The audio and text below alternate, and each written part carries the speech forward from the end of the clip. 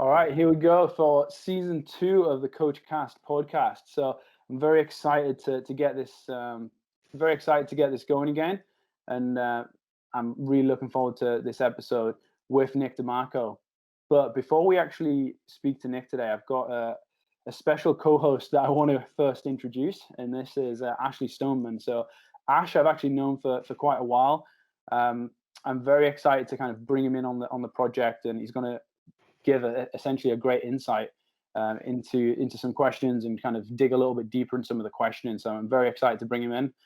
He is a strength and conditioning coach. He works specifically in youth development at the moment. So like I say, he's going to bring a great insight. I'll just hand it over quickly to Ash just to give a little intro on his half before we get into the guest today. Yeah, thanks, Kris.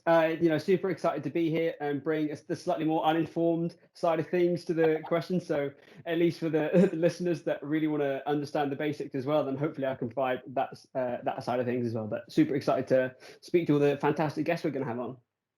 Absolutely. And then looking forward to getting into today's guest. Like I said, is Nick DiMarco. Nick is a fantastic coach. I've known Nick for, I think, maybe a year and a half now, something like that. So welcome, Nick DiMarco. How you doing, buddy? Great. Thanks for having me on, guys. No problem at all. So I just want to get straight into this. Do you want to give us a quick kind of elevator pitch intro to your background? Who is Nick DiMarco? What's he about?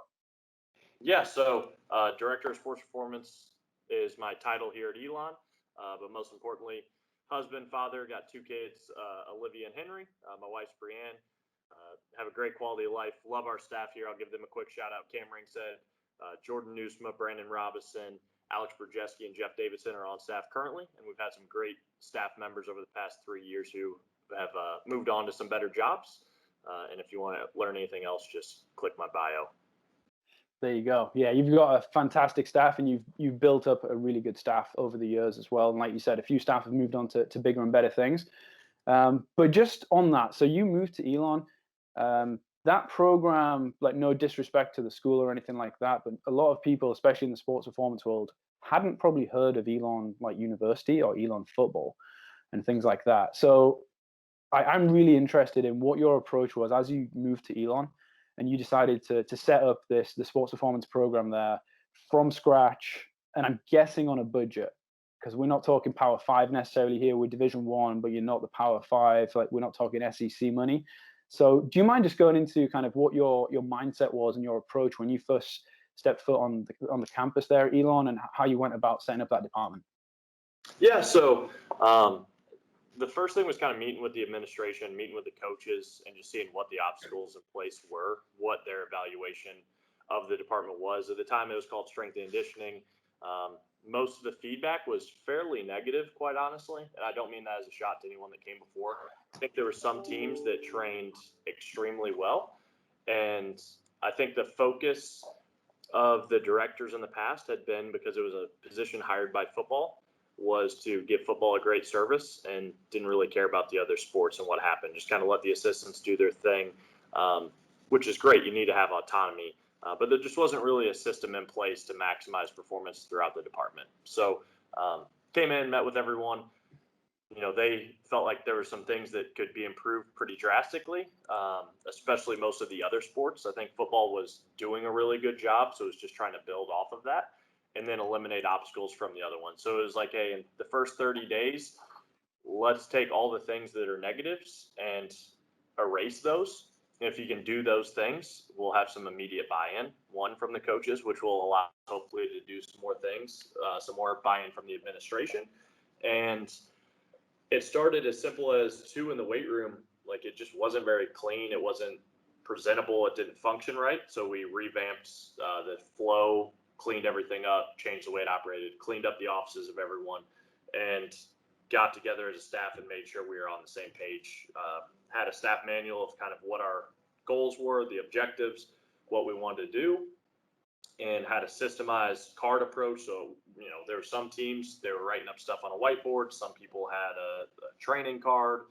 Some people, it was just, oh, hey, it's 3 sets of 5 with this, hit it. Pretty sporadic, which a lot of people still do. To me, I think that's a pretty flawed approach. You want some continuity of service and some threads that are through every team. one, because they all deserve the same quality of service, and two, a lot of times you're going to bounce around to staff members. Like you might move from tennis to baseball, or there's always staff changes taking place at a mid-major school, especially where resources aren't plentiful. So you want that continuity of service for the athletes, one, and for each team. And so we implemented that pretty quickly. We only had a 4-person staff, including myself, when we started, and all were hired previously. We were able to add Brandon Robinson, who is still here, almost immediately into a 5th position, and 3 of those positions, including mine, being full-time. At this point, we have 4 full-time and 2 part-time positions, so we're up to a 6-person staff, which has been great. And kind of outliers luck moment for me was that we had a separate weight room open about 6 months after I got here, which really freed up the schedule. And so sport coaches were much happier with, I could get this time slot, and thought we were doing a great job, when in reality it was just we had 2 weight rooms and it was a little bit easier. So some good fortune on that side, but our athletic administration and the sport coaches have really helped push for us getting a little bit more staffing, and then we're still trying to drive up the pay on those. But that first summer, when we really started getting our staff together, especially by July, we were meeting on a pretty regular basis, putting together our system. So like if you go to Elon Performance, you can see our YouTube page. We wanted to all speak the same language. So what is a split squat when your back foot is elevated? Is a Bulgarian split squat, is a rear foot elevated split squat? I know it's a minor thing, but to me, you want to speak the same language. And we wanted our lift cards to look similar, but I didn't want to just come in and be a dictator and say, hey, here's what we're going to do. Here's what it looks like. We built that stuff out together. We put together all of our agility stuff. We broke them into categories and really just mapped out what our system was going to be broadly. And then individually, you go about putting the pieces of the puzzles together. But we're all working with the same puzzle pieces, or I guess Legos would be the best analogy. There's a million ways to piece them together, but we all have the same set to start with, essentially.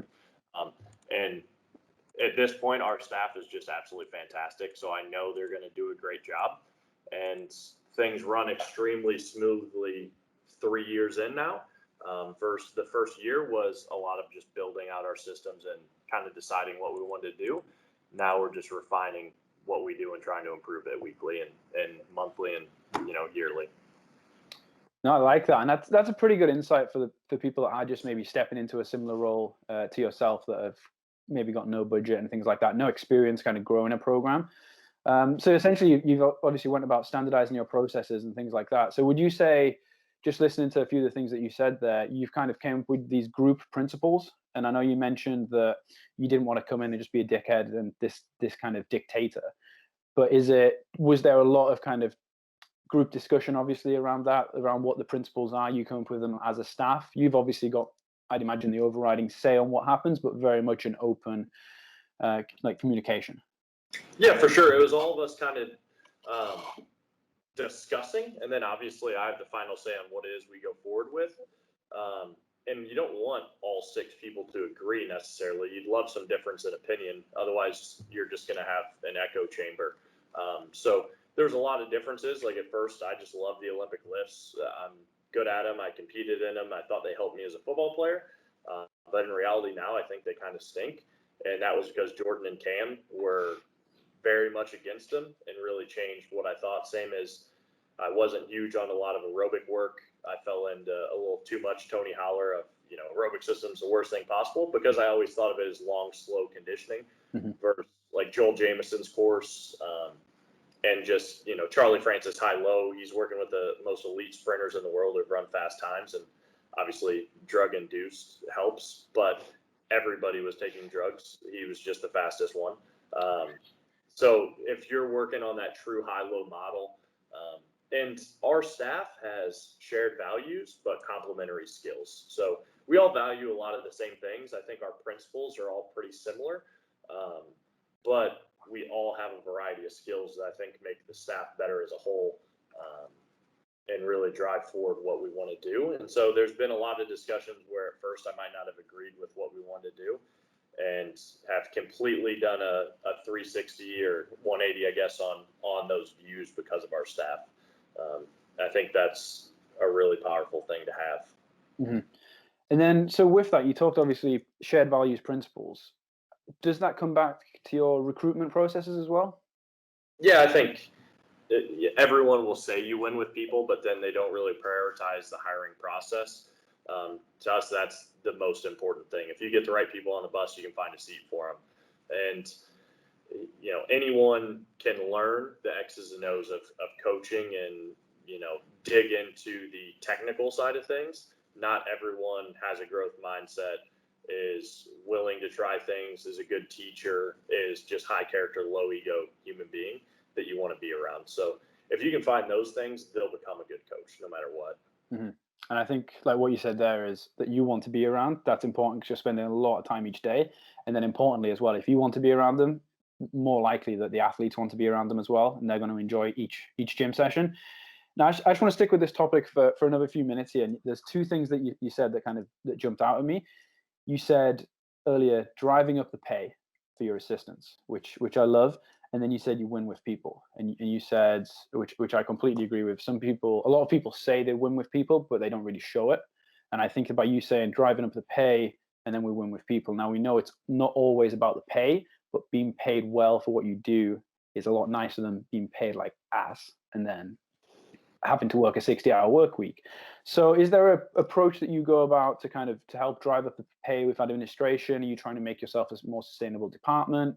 What's your kind of line of thinking around that? Because obviously if staff members are happy where they work, they see themselves where there's line of room for progression within the department, they're remunerated well, they're more likely to stay on board versus jump ship. Yeah. And two things I forgot to mention at the start too. We changed our department to sports performance over strength and conditioning, just because I think language matters and the way you're interpreted. And sports performance is a lot more all-encompassing. It's the 4 coactives versus 2 pieces of 1 physical coactive. And when we started moving those to full-time, obviously the part-time to full-time was Jordan Newsma. We created that position because he's just fantastic at what he does. And so that's a huge pay bump right away. From there, we're moving the needle. I think there's still a lot of room to grow, but a lot of that comes from our sport coaches being really bought into what happens and them also championing our staff versus it just coming from me.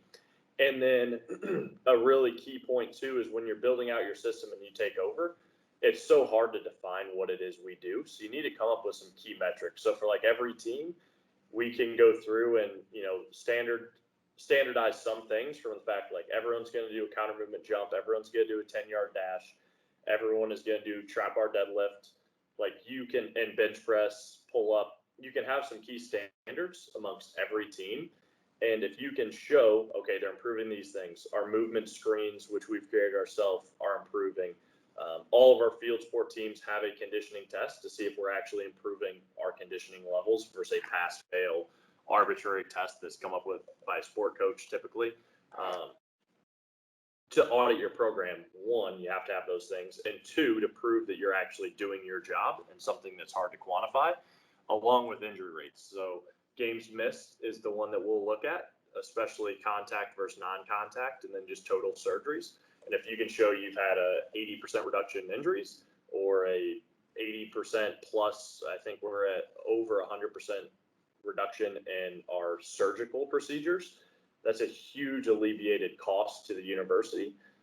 And if you can prove, hey, we're saving X amount of dollars, hopefully there's a larger investment in the department.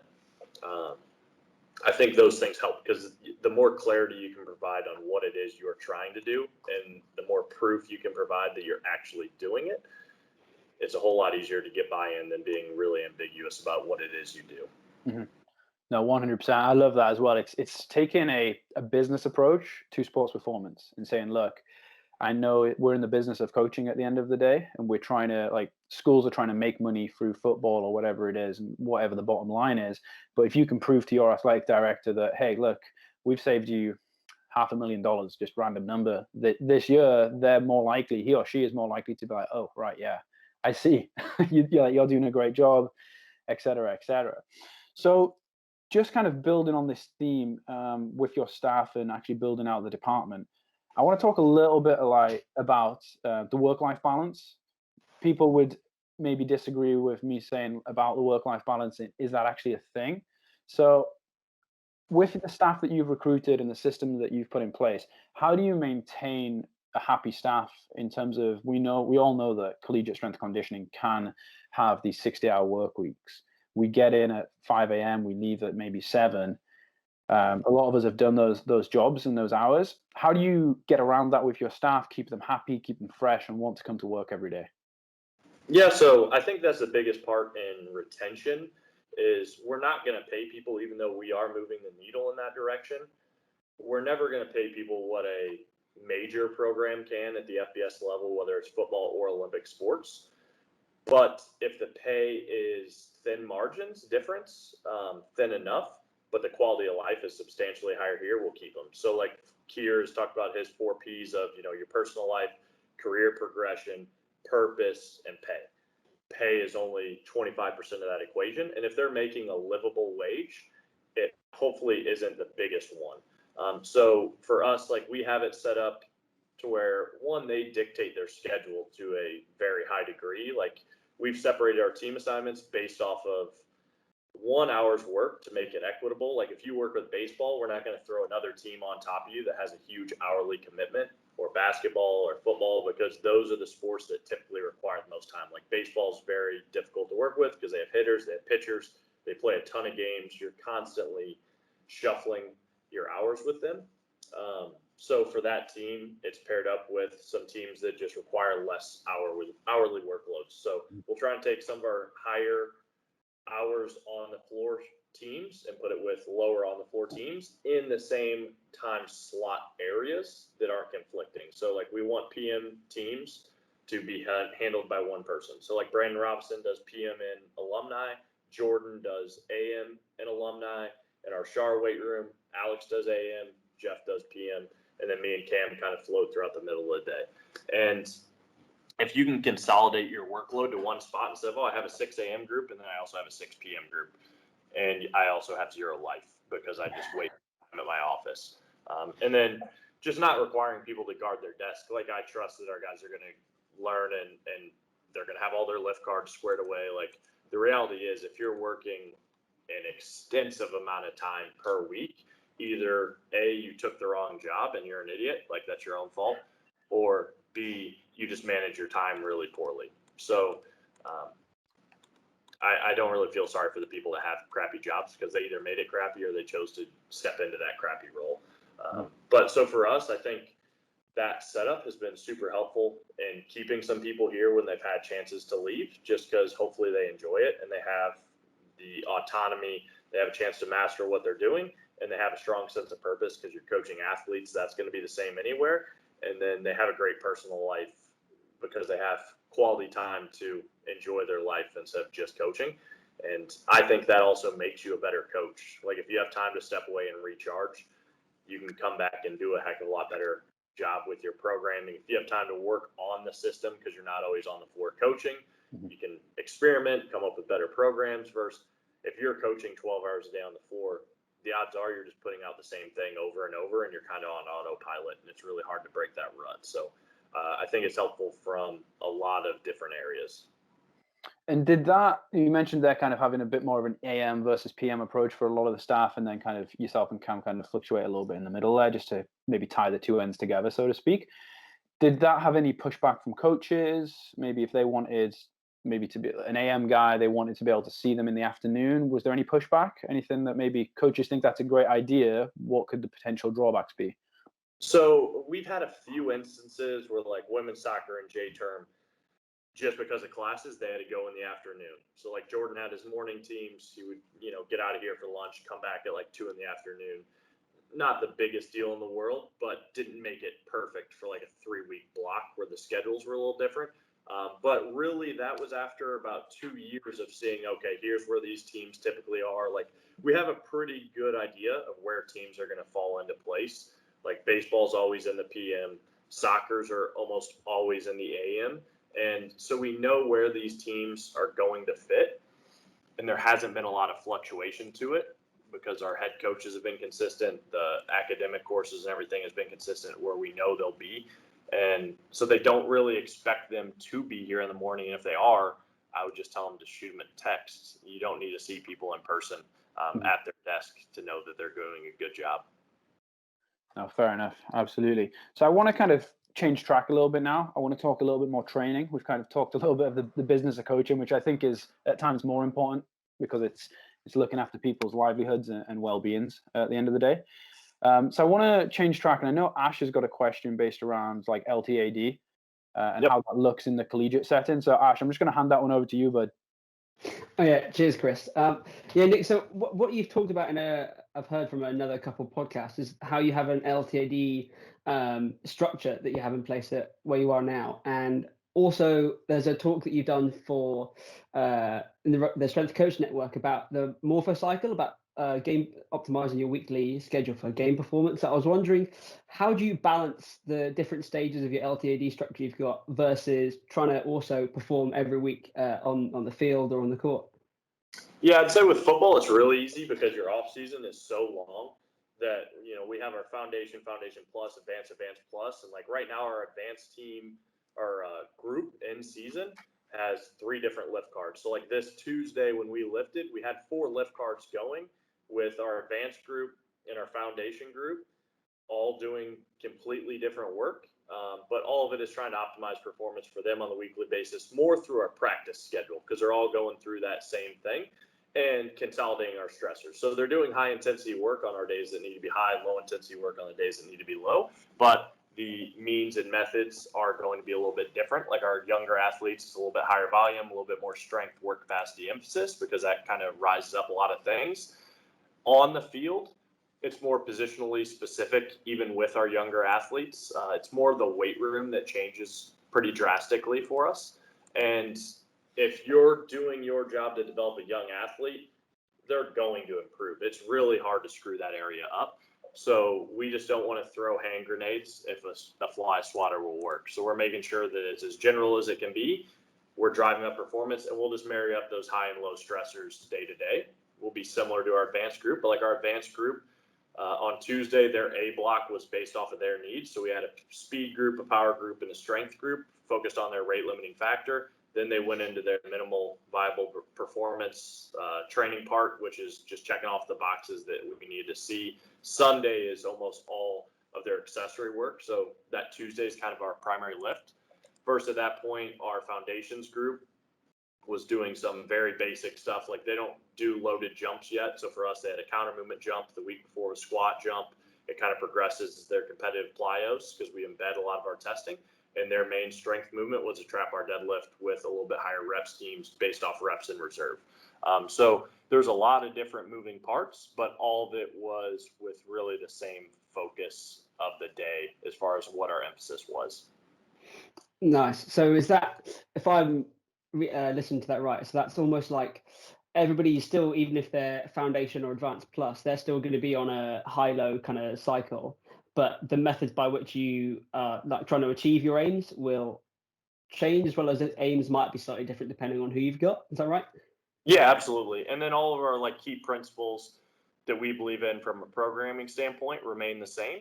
It's just they're as general as it gets, and we're moving into that specific range as we get. And the program for the advanced group was really driven by Alex Bergeski when he came in. He started doing that with volleyball and softball based off of some of Mladen Jovanovich's stuff about, and it's Talib's like barbell strategy of, especially in season, we only have so much time. So our advanced guys, they already typically have a really high strength base, but we have a few, inside the box guys, linemen, and even some skill guys who, if they rise up their strength level, they're already extremely explosive, extremely fast, and maybe need to add a little bit of size. That's their biggest focus and biggest need to perform, versus some of our guys are incredibly strong and they might just need to get faster. And there's some guys right in the middle where power is their weakness. So let's focus on that since we have a limited amount of time. Versus our young guys, really, it's just kind of an all encompassing, and we're vertical integration for everyone, but one approach is a little bit more linear versus the other one's a lot more specific and truly isolated in some ways. Yeah, and then talking about the assessments you've got and kind of your approach to systemizing as much as you can. I know, especially with like the earlier side of things, it's never black or white, and it's never directly fitting into categories. It's like lots of sliding shades of grey. But in your foundation plus and along that spectrum, do you have kind of tests you would do or even benchmarks along that scale to tell you when they're ready to move up or to stay where they are? Primarily to start, it's just based off of your training age. So like our foundations, they're going to stay on that for the entire first summer that they're here, and then they'll move into foundation plus. We'll keep them on that for a full year, kind of regardless of where they're at, because even our high training age guys and guys that have come in and trained really well and had a great high school background have still made a ton of progress with a really general approach, because we're very specific on the field with our plyometrics, our speed work, and driving up strength power in the weight room. And then it just keeps creating some novelty to the training. If you jump in just because you're ready for an advanced card as a freshman, doesn't mean that's where you need to be. So we'll keep them on the foundation plus really through that sophomore year. And then your junior, senior year, we'll dive into more specifics. And that way we can make sure you keep progressing, because a lot of programs, you come in, you really do the same thing for your 4 year that you're there. And that novelty obviously wears off. And years 3 and 4 progress is really stalled, versus with this approach, we've been able to see some huge improvements, and even some of our seniors. And I don't think it's taken away from the massive improvements we've seen out of our freshmen with really generalized approach. Yeah, nice. Thank you, Nick. That's a really good insight into that. Nick, just on that, actually, so you mentioned Taleb there a little bit, and kind of a robust, I think the word you used was like the barbell strategy. Do you mind just going into kind of what that looks like? I know you said kind of the robustness part it's generally pretty general as part of the program or part of the card, but do you mind kind of just explaining that for maybe some of the listeners that aren't kind of familiar with that type of terminology? Yeah, so his barbell strategy is like asymmetry. 90% of what you should be doing is minimizing your downside, because if all you're focused on is maximizing your upside and you've completely forgotten about protecting your downside, you're putting yourself at a huge risk. And that's more driven from like a financial approach, obviously. Like I'm going to put 90% of my money in index funds and maybe 10% in the stock market or cryptocurrency. Like you need to safeguard yourself first and then try and maximize your upside. So same thing from a weight room concept. Like there's just a general level of robustness that you need. That's your 90%. So we're going to check off all of our boxes. Like we want to make sure we're hitting the ankles. We want to make sure we're hitting quad, patella type work. We want to address the hip, abduction, adduction, flexion, glute extension, knee dominant push, hip dominant extension. So torso work, loaded carries, like all of your standard categories. We're going to make sure that we're hitting those and we're progressing them. On our 10% side, there's the specifics of, okay, this guy, like I said, in our groups, he's a 600-pound trap bar deadlift guy. He's a inside linebacker. Like, does him going from 600 to 620 make him any better? Or does him moving 315 at 1.2 meters per second versus 0.89 meters per second make him a little bit more dangerous in his position? Or does him running a fly 10 at 0.92 versus 1 meter or 1.02 make him a better football player? So just auditing what they need, and 10% of the time you're really attacking that, and the rest you're just making sure you're checking off those general boxes to make sure athletes remain robust. Mm-hmm. And I think people definitely lose sight of minimizing your downside, and we just chase those areas of, can we improve this, without safeguarding athletes first. Are you taking a joint by joint approach sometimes with that, even at the most general, like you said, kind of ankle, knee, hip? Yeah, absolutely. Something I think I missed early in my career was I like to call it isolated to integrated approach. Like if it wasn't ground-based, multi-joint, 3-dimensional, I was like, waste of time. Versus we'll do like a band 3-way ankle where we're doing inversion, eversion, flexion of the ankle. Like make sure it's strong. Obviously in your prep stuff every day from a movement standpoint and a mobility side, we're trying to do ankles, hips, work our way up the chain. And then same thing from a strengthening side / stability side. We want to hit, I think the hip gets missed a lot. Like people do a lateral lunge and they think they've just checked off every box first. We'll overload like a Bonderchuk system. So early in off season, especially for our advanced guys, it might be as simple as like a cable, overloaded abduction, adduction. And maybe if we're in an iso or eccentric phase, adding in those tempos to it. And, Copenhagen's for isometrics, things like that. Then as we move on, it might turn into a sled crossover or like a push to move, like kind of shuffle step where it's a little bit more dynamic, even though it's overloaded. And then we'll go to like an over speed on the back end where it's a band around the hip. You start out away from the beam at max tension and you go crossover step in where it's assisting you. And then you get that overload, kind of like a depth jump, you crossover step back out.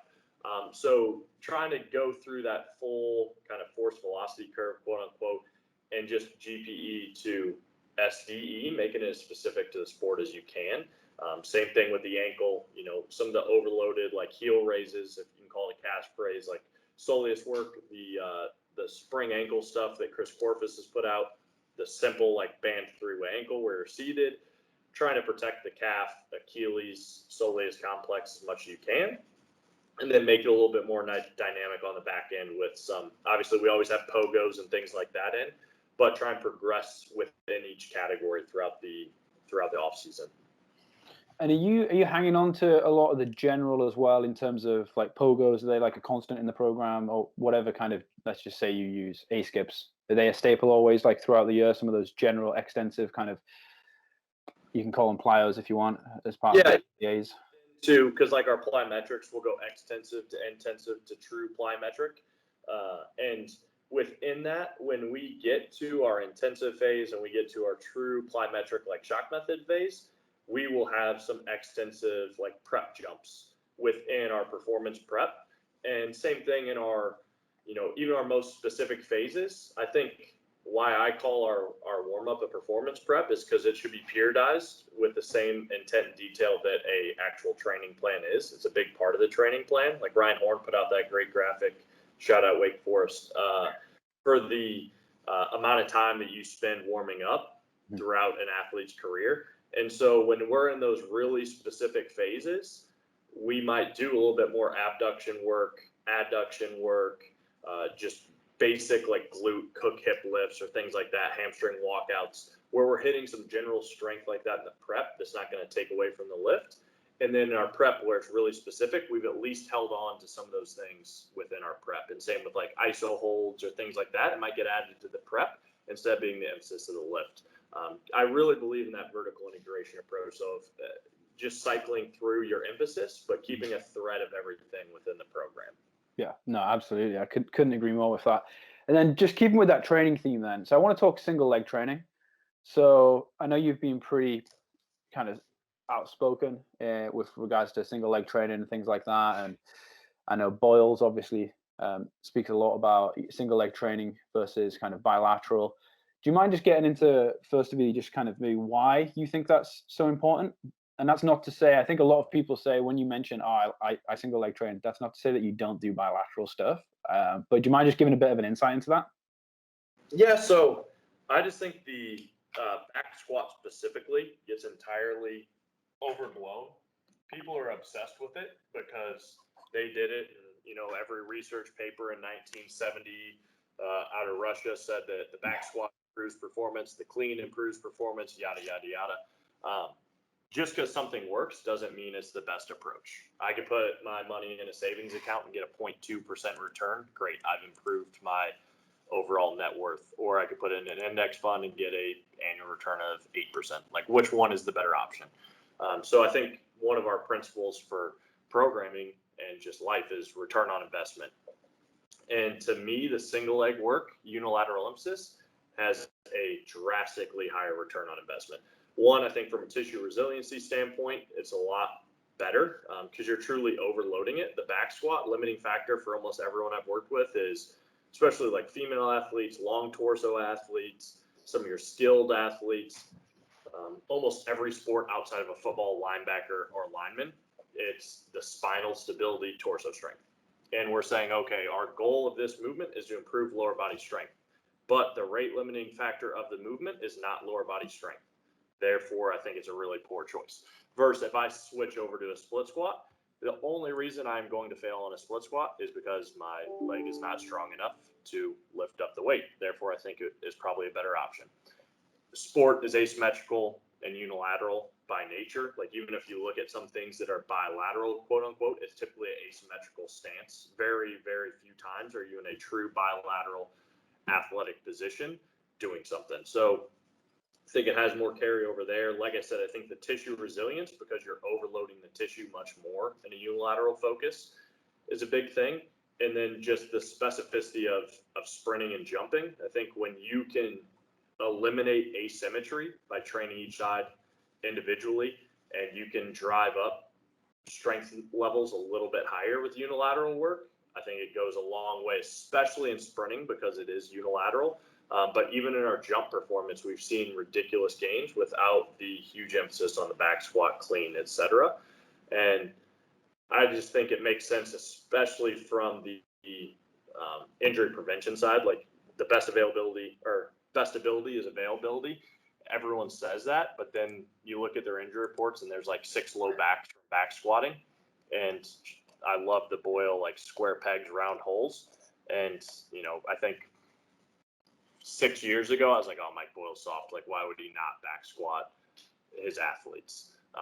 That's what every college football program does, or all these places around the country. But the reality is the amount of really good back squatters and the amount of people who actually enjoy back squatting is relatively low. And I just don't think it has a huge return on investment overall, so I don't like the movement. Fair enough. Then what would with single leg training though, what do your progressions look like? Do you use, is it just a split squat? It depends as well if you obviously class a split squat as truly unilateral. How does that look? No, so we'll separate our knee dominant push into bilateral, unilateral asymmetrical, and unilateral. So our unilateral progression is a single leg squat down to a box. Is kind of where we start, where the athlete's lowering down to like a bench, 18-inch box, whatever it may be, under control, driving out of it, but they get the stability of the box at that bottom position. Moving into a skater squat, and then a true up on a box to where that off leg can just ride down without being an issue. I don't like the pistol because it creates that rounded low back. Like, you get up on a box, just let the off leg ride down. Mm-hmm. It's a lot smoother. And my goal would be everyone should be able to do a true single leg squat within the first year they're in the program, hopefully quicker. Most of the time after like a 6-week phase, everyone's doing skater squats relatively well down to one Eric's pad where you just tap the knee, come out of it. And I think that is probably the biggest area from that, that towel of 90%, just minimizing downside. If you cannot do a single leg squat through a full range of motion, I think you're a pretty high risk for injury. So that is a little bit separate. Our split squat is our asymmetrical starting point, and that could be goblet into dumbbell into our barbell. And from there, we'll go into front foot elevated just to increase the range of motion. We can go into, obviously with our advanced group, even when we start, we'll go into more of a like Hatfield, truly overloaded for our isos and eccentrics, for sub-max iso and eccentrics. Rear foot elevated split squat, single leg trap bar deadlifts, even just some more single leg stuff with, like, if we had U bars, I would do a lot more of that as far as the rear foot elevated or even just the true split squats. But just trying to create some variety and then go into our dynamic lunges. And the one thing, I call it a split squat still, but for our split squat, it is a static start, but a dynamic finish. So I want the foot set, but when they stand up, they bring the hip through and get hip extension, because I think a lot of times it turns into the weird kind of, you're pushing back, locking out that front leg, which is very helpful for, say, a baseball pitcher, a tennis athlete, like bowling, like Stephen Jones, some of his stuff, like where you have to block with that front leg. Mm-hmm. And we'll do that a little bit differently. Or like it might be a front foot elevated split squat where it's some of the true Poliquin knee over toe drive back out of it, and some special exercises for it. But typically I like to see that hip extension and get a little bit more glute involvement, make it more dynamic and get a little higher intent. And I think it just cleans up the movement too, instead of that push backwards. Are they stepping back into that kind of like a reverse lunge, or are they actually setting the back foot then dropping? They'll step back, get completely set. So I want them to be static on the start. Then we'll progress into our lunges where it's more dynamic as we build a little bit of capacity for that. Like Cam Joss and I had talked about that, and Boyle actually puts it in his book, like make sure you do split squats first, then lunges, just because a lot of people might get like groin pain or things like this if you start right away with a lunge. So just like your typical progression of general to specific, like static to dynamic, we want to start in that static position, get strong there. Then we'll progress to the lunges and even some of our overspeed stuff with like accommodating resistance, et cetera, down the line. And then how does that look in kind of a weekly program, for example? So are you adding any like bilateral movements in like after your single leg, or is one a primary, one a secondary? What does that look like?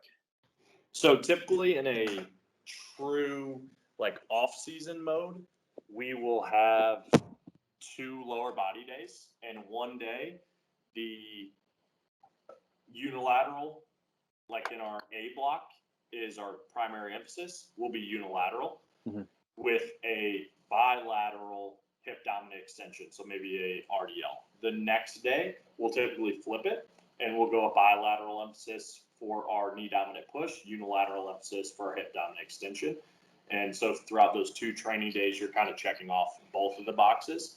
And then our single leg, truly unsupported single leg work will always be in as more of your B or C block accessory, minimizing downside, somewhere within that. Nice. No, I like that. That makes a lot of sense. I know we're getting kind of on time here, so I want to be wary of that. I just want to talk about one more thing, and I know it's been getting a little bit of like coverage recently, and I heard you talk about it on a few podcasts. But that's your 8 vector plyos. Do you mind, for maybe people that haven't heard of that, just getting into the details? Kind of what is that, and what were the reasons that you thought it was necessary to come up with that? Yeah. There was actually someone that just reached out, Zach Higginbotham, asked about that this week. He said those were absolutely genius. Like, he loved them. Tell Jordan thanks. So Jordan Nusma, which I believe he took it from Bobby Stroop, the Patrick Mahomes obviously trains more athletes than him, but he's kind of known for that. But he had these like kind of 8 vector taped marks within the weight room, and he presented at Sean Mishka's like movement conference one year, and Jordan had taken that and kind of expanded off of it. So it all started with our 8 vector cut, because I'm not huge on the change of direction side. Like, I think that's really done poorly a lot of places. But that is a huge aspect of minimizing your downside. Like, you still need to involve that. And so what we've really tried to focus on is hitting all of the key movements to safeguard athletes, because we put them in a lot of open environments where it might not be symmetrical in their workloads. They might not ever plan off their left leg at a 45-degree angle. There's nothing mandating that happens specifically. So we will do the 8 vector cut, which we'll start with a 1 step where they step out, stick, feel the position, drive out of it. Then go to a 1 step at full speed, 2 steps, 5 yards, and then we'll make it reactive with an opponent to where it's, you can go uphill, you can go downhill, you could just go right, you can just go left. You can be as creative as you want, but it's just building off of that concept. And so within it, you're going to have a 135-degree cut, 90-degree cut, 45-degree cut, 0-degree cut straight back off of each leg. So you're basically going around the clock. And if you're hitting all these and there's just a small gap in the variance, like if you hit a 135-degree cut, you hit a 90-degree cut, you can hit anything in between that window. 98-degree cut, you should be equipped for. So we want to make sure that they can get out of all those key positions effectively.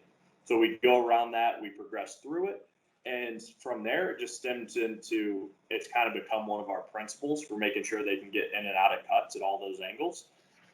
And it moved into our conditioning, where it's like, okay, if we're doing multi-directional tempo work, let's use the 8 vector. And then I saw Mike Tucker post some sort of plyometric where a guy like jumped lateral, turned into a forward like rotational broad jump.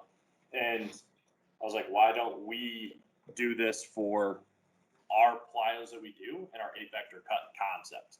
And so we just came up with those, and we'll use that in our prep jumps, where it might be double leg to single leg to double leg, and you just go around the clock, double leg to double leg, hops, bounds, jumps, whatever we want to do. We'll try and be as multifaceted in the way we do it, hit a bunch of different boxes, and just have them get used to getting out of weird positions, essentially, and make sure we're addressing every zone throughout that 8 vector system.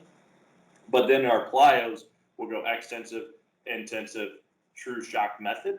and use that 8-vector concept. So for our 135-degree cut, it's almost like those kind of just slaloms where you're here on a broad jump. Our 45-degree cuts, we'll just map out a triangle, and 90-degree cuts, you one jump as an extensive, one jump as your cut, get out of it. And they're all extensive, then they move to intensive, then our plyos. Our 90-degree cuts, you just make a box, and again, one separation jump where you jump, get out of your cut, jump, get out of your cut. And it gets them exposed to all those angles within your extensive jumps as well, which the goal there is to prepare the tissue. And it's very specific and improving that change direction capability, which will hopefully, again, carry over to our agility work once we get into an open environment. And then our 0-degree cuts and are very simple. You're going to jump out, 0-degree cut directly back, one gather jump, one cut jump. Repeat that. And we'll use it with bounds as well in those exact same realms. And I think they've been super helpful for just exposing athletes to a lot of different multi-directional things without it being like some weird quirky type drill. It really fits our principles of what we've done from change of direction and has shown some good carryover.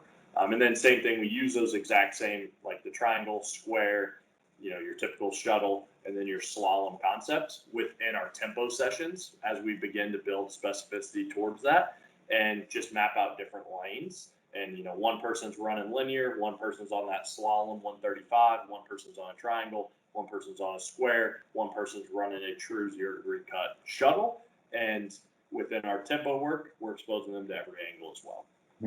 No, I think that makes a lot of sense as well. And it's, what's your opinion on that? And this is something I've been thinking about quite a bit recently.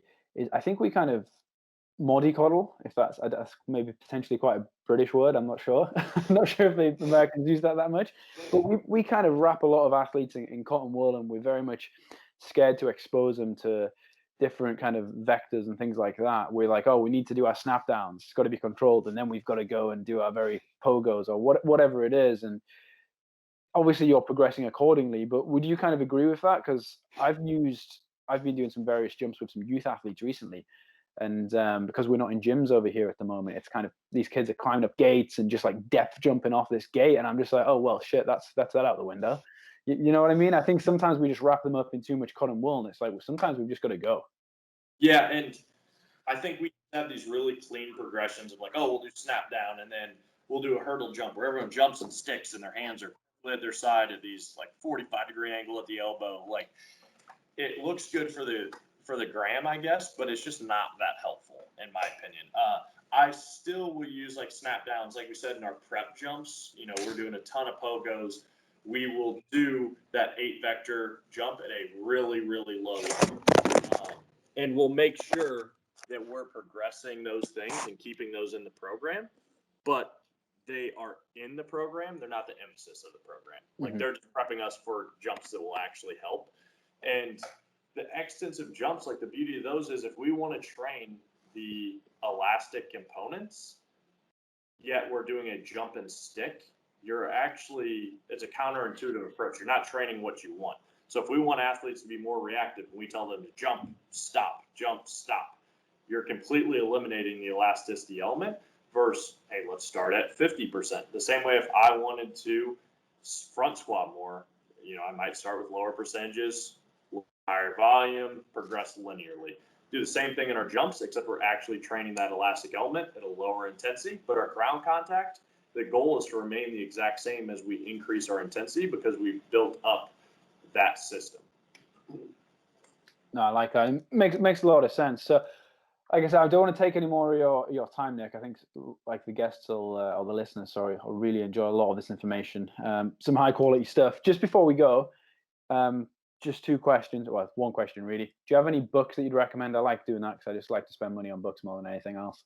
Talk about them on the Sprint Jump Throw podcast, but Great Mental Models 1 is probably the best book I've read in recent time. Creativity Inc. is a great one that I read this past year that Jordan had recommended. I thought was fantastic. The co-founder of Pixar wrote it.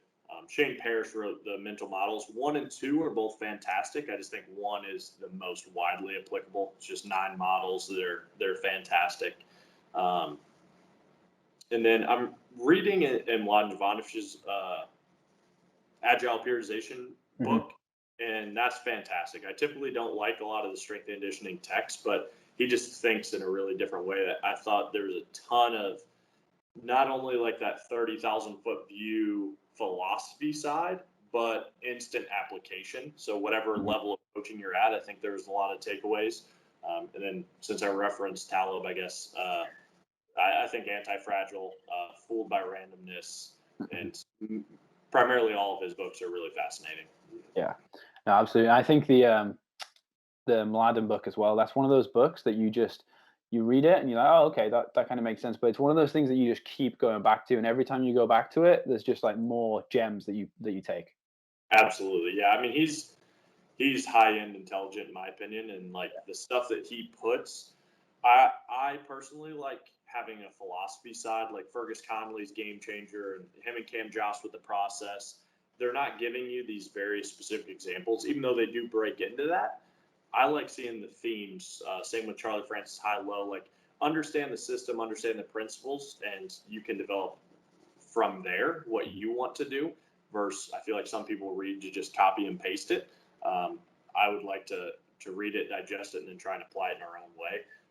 And so that's what I really like about his writing, is I think he encapsulates both of those things really well. Mm-hmm. Yeah, for sure.